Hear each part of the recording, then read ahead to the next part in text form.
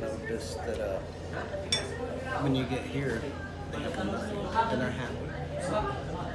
But government, they need to shut that off. It just, when government gets involved, they just want to regulate and regulate and regulate. And now we can't see them have a ride in the back of the pickup.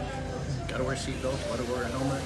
I mean, there's laws here to wear a helmet, but nobody does. They're trying to get that down, but you can see.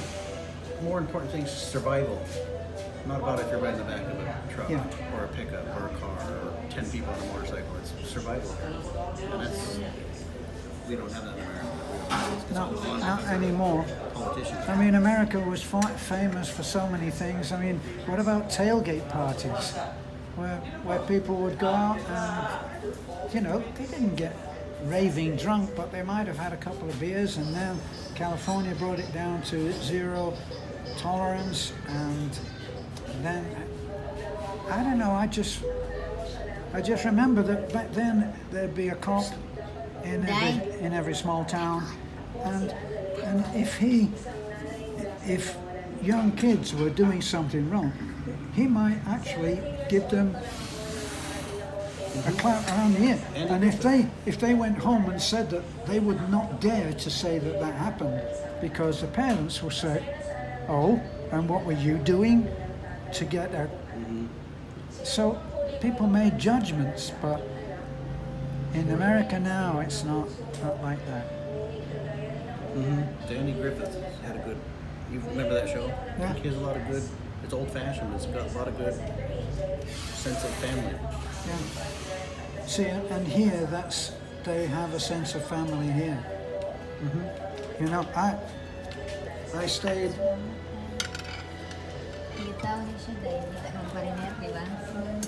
I think. What? Well, I actually got soft fried eggs. Is that what you asked? No. Dai. Dye. Can I have salt?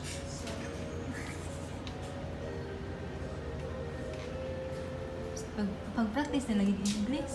Ha? Pag-practice naging English. Mag-test ako eh. Thank you.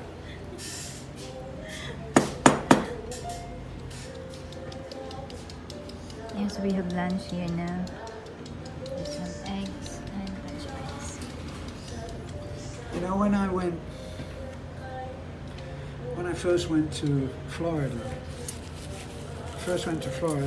in Fort Myers, and Fort Myers then was 2000, right? So it's not that long ago, but I went into this auction place, and it was kind of a tin pot auction, and real, I don't know, just ordinary people, and there's no great auctioneers doing the whole thing, and they'd be selling just ordinary stuff, and I bought a big fan for the workshop, and you had to go into a tiny office to pay for it. So I went into this tiny office. It's just about big enough for the chair behind the desk, which was this big, and two chairs, and just about enough room to squeeze by. And the woman said, "So how much?" And it was $24. Right, so I got my money out, and she's opened the drawer, and it's got all of the money in the drawer. And she says, "Oh, now what did the? I'll have to go and talk to my husband about that." So she leaves the drawer open, and she starts squeezing past to go out.